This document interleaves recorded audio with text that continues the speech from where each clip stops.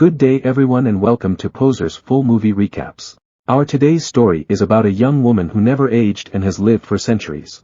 It is due to the fact that this girl has superhuman abilities, where she can suck out the life force of any other person, and transfer it to herself to stay youthful. The story begins during a swim race at gym class, where Clark is about to face off against another student named Troy Turner, for the bragging rights to being the fastest swimmer in their school. Before the impromptu competition, Troy asks his girlfriend Chrissy Turner for a good luck kiss and Chrissy leads Troy to the back to give the said kiss. A moment later, Clark and Troy dive into the pool, but the latter begins to have trouble continuing through the end. When Clark notices this, he rushes back to help Troy and pulls him out of the water.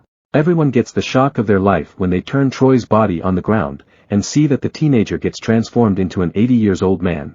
At Clark's home, his parents Martha and Jonathan are discussing their farm's financial struggles.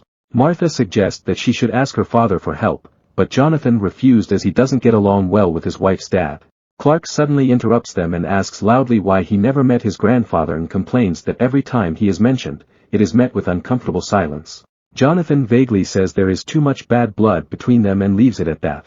Later, Clark delivers some muffins at the Talon, the local coffee shop managed by his friend Lana. She is going through old boxes and finds a photograph of her mother hugging an unidentified man. The photo is dated after her parents were married, so she wonders who could be the man in the picture and shows it to Clark. When Lex shows up, he offers the two a lift to school, but Lana declines as she has the first 2 periods free. As Clark arrives at school in Lex Porsche, he encounters Terrence Reynolds, the new Smallville High School principal. The man chastises Clark for being tardy and warns him that the next time he arrives late for school, the gate will not open for him until the school is out. When Lex tries to intervene on behalf of Clark, the new principal expresses his clear disdain for Lex, and Clark learns that Mr. Reynolds was headmaster at Excelsior Academy when Lex attended. In the hallway, Mr. Reynolds also approaches Chrissy and asks her to submit her old school records for her student file. The young woman assures him that she will follow it up from her old school, and will ask her parents to forward it later. Chloe pins a news article about Troy's sudden aging, which joins her wall of weird, where she compiles all the unexplained and supernatural occurrences in their town. She explains that Troy died of an onset of a rapid aging disease called progeria.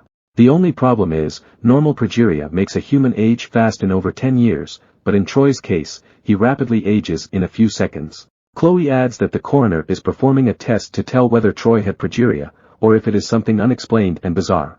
Clark then tells Chloe and Pete about his run-in with the new principal, and the girl reveals that Mr. Reynolds has an impressive resume. Chloe elaborates that his name was even mentioned as the new head of the city's Board of Education, until one day, he was summarily dismissed from his position at Excelsior's prep school and he doesn't work again until now.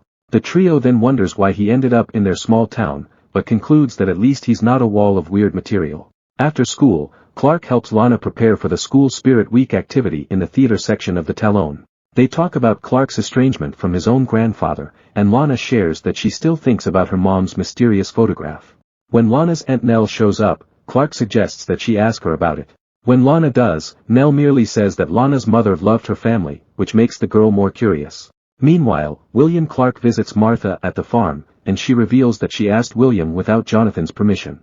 They talk about William's dissatisfaction with Martha's choices, as he had high expectations from her in the past. But his daughter chose to be with a farmer rather than pursue a good career. Martha maintains that she likes her life even though there might be ups and downs along the way. As Clark arrives, he interrupts them and introduces himself to the man for the first time. He is disappointed when William does not stay and barely acknowledges his existence. Later, Jonathan and Martha bicker about how she contacts her dad without the man's knowledge, while Clark continues to ask questions about his grandfather. Jonathan finally reveals that William was extremely against Martha's decision to marry a farmer, which causes him to hit him once and they haven't spoken since. Despite this, Clark is optimistic that William wants to put it in the past, and plans to continue trying to build some kind of relationship with him. At the cheerleading practice, Lana asks Lex to investigate who the man in the photograph could be, but Lex cautions Lana that she might not want to hear the truth, but plans to help her anyway.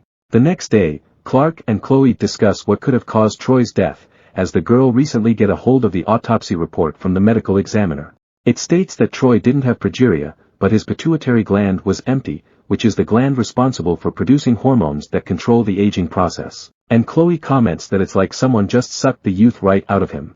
Their conversation gets interrupted when Mr. Reynolds arrives, and praises Chloe for thinking outside the box on her articles at Torch School newspaper. He then tells Clark to come with him to his office and asks about his friendship with Lex, as he will be judged by the company he keeps. He drills him on what direction Clark wants to go in and assigns Clark an essay on where he thinks he will be in 5 years. Later, Clark starts working on his essay at the Talon when Chrissy asks for his help on their Spirit Week activities. He refuses and tells her that he has to finish his essay first, and the girl comments on how the future is unimportant because high school is the best time of anyone's life. Chrissy discreetly looks at her aging hands when someone else approaches her, so the girl rushes to go with the other guy and leads him backstage. A moment later, Lex arrives and quickly figures that Clark is writing an essay about where he would be 5 years from now. Turns out that Lex did the same essay for Mr. Reynolds back when he was at Excelsior, and the two start talking about the man with his tough but fair discipline. Meanwhile, Chrissy works on the stage lighting with Troy's best friend Russell at backstage. She then starts seducing the guy, and when she kisses him, it seems to suck the life out of Russell that causes him to age in seconds. At the farm, Clark secretly invites his grandfather so he can be able to mend the bridges between Jonathan and William, but when the two meet again, they start arguing, making Clark disappointed. Back at school, Clark is still in distress with his family issues when Chloe approaches and tells them about Russell's death. She adds that he ages like 100 years, and they found him behind the Talon. When Clark sees Chrissy in the hallway, he realizes that she was with both boys just before they died. He relays this information to his friends, so they decide to investigate Chrissy. Later, Lex goes to visit Mr. Reynolds to talk to him about Clark, but the man reveals that he was fired by Lionel Luther after Lex was almost expelled for misbehaving. When Lana visits Clark and informs him about the envelope containing information about the man in her mother's photos, he suddenly has a comprehension that he cannot do anything about the past, but maybe he can do something about the future. Sometime later, he visits William in his hotel room and brings him a photo album containing their family pictures. He urges him to see his family how they really are, but William just gives him the check to deliver to Martha.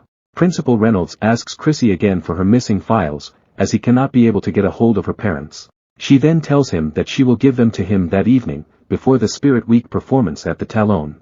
As Chloe and Clark search for Chrissy's background on the computer, they find various aliases for her numerous high schools dating back to the 1920s.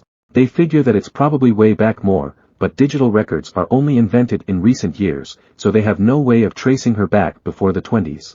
Since her past victims usually come in 3, they realize that she needs another one and will attack someone else soon. When Chloe tells Clark that she will call the police, Clark uses his superhuman speed and run to find Chrissy to prevent her from hurting her third victim. That night, Chrissy meets with Mr. Reynolds, who is looking for her parents, but Chrissy attacks the principal. Clark and Pete arrive in time to intervene, and when she turns around, Chrissy shows a clear sign of rapid aging. She explains in her twisted mind that she is saving her victims from lives that will never be as happy as they are right now. Clark is able to stop Chrissy and knock her out before she can kill Mr. Reynolds, and without her third victim, Chrissy ages rapidly and eventually dissolves into dust. Back at home, Clark admits that he went to visit his grandfather, and says that William told him that he tried to get involved after his adoption, but Jonathan and Martha wouldn't allow it. They confessed that they didn't know if they could trust William with Clark's secret power, especially when he was too young to control his abilities, which makes Clark crestfallen to discover that he is the cause of their family rift. Later, Lana visits Clark in his loft, who is finishing his essay. He tells her that he likes to find out the truth of things, and will probably study journalism in college. Lana reveals that her parents were legally separated for over a year, and the man in the photograph could be her real biological father. Subscribe to watch more videos like this. You can also hit the notification bell and like the video to help the channel out. Thank you.